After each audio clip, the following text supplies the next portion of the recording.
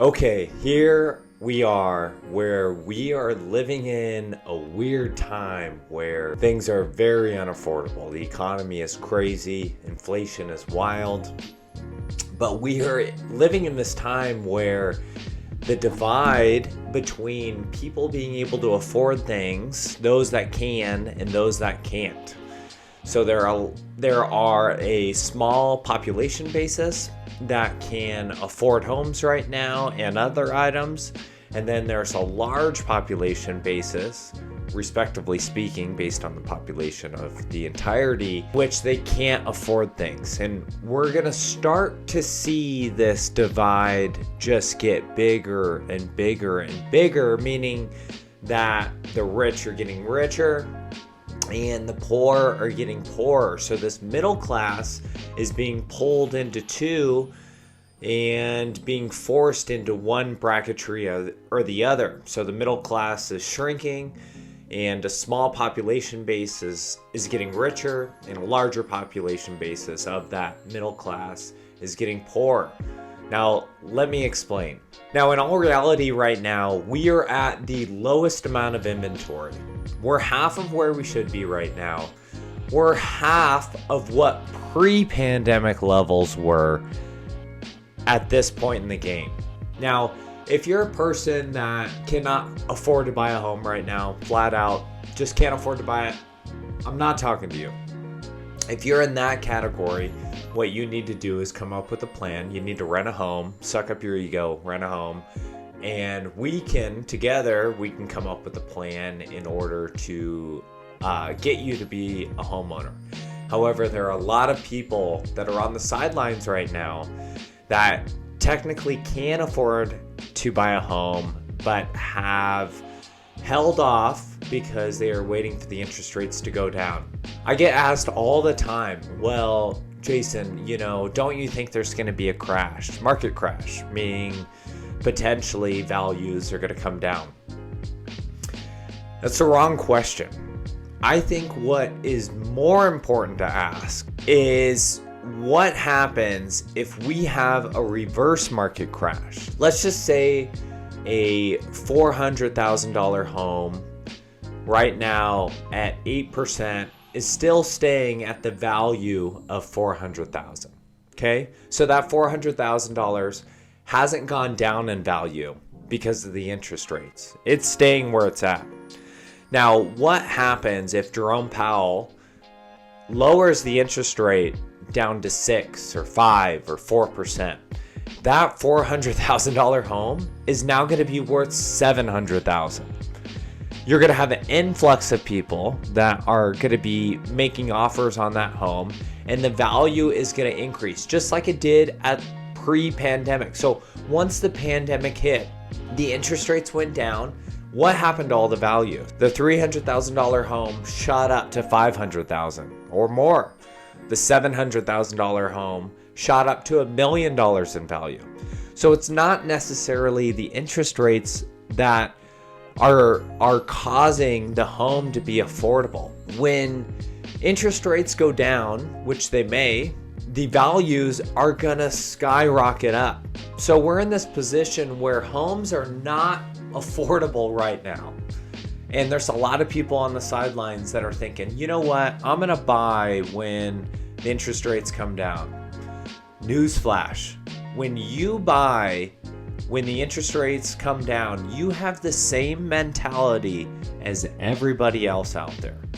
And what that's going to do is that's going to stimulate the already low inventory to be lower, meaning that, the 380 homes that are on the market right now are going to go down to 200 homes that are available on the market because they're being bought up by all this equity in the market. So you're going to have no better chance to own a home when the interest rates go down to 5% than you did in the last 3 years. Now, again, my job is not to convince you to do something you don't want to do. I'm going to be in this industry for 30 years, and I'm just here to help and give you advice and point you in the right direction. But I can't control what your fears are. So there's a lot of people that are fearful of the interest rates. There's a lot of people that are, fearful that the housing prices are too high. And those are legitimate fears. But all I'm telling you is that if you wait until the interest rates go down, you're going to have so much competition to deal with. You're going to be dealing with all the millennials and the Gen Zs that are purchasing their first home, which is a huge category, by the way, a huge population of people that have put off buying their first home. Now they have money in the bank, they have some funds reserved, and they've just been sitting on the sidelines prior to the pandemic in order to get a good deal. So you're going to be fighting with those people. You're going to be fighting with an unimaginable amount of pent-up demand that we're dealing with right now. You figure all the people that wanted to upsize or downsize or move to a new school district or, wanted an extra bedroom for a home office. All these people in the last 3 years that have wanted to do something are still there, mind you. And they're going to continue to be there because they have, one, a ton of equity that they've built up throughout the pandemic, especially if they bought a house pre-pandemic.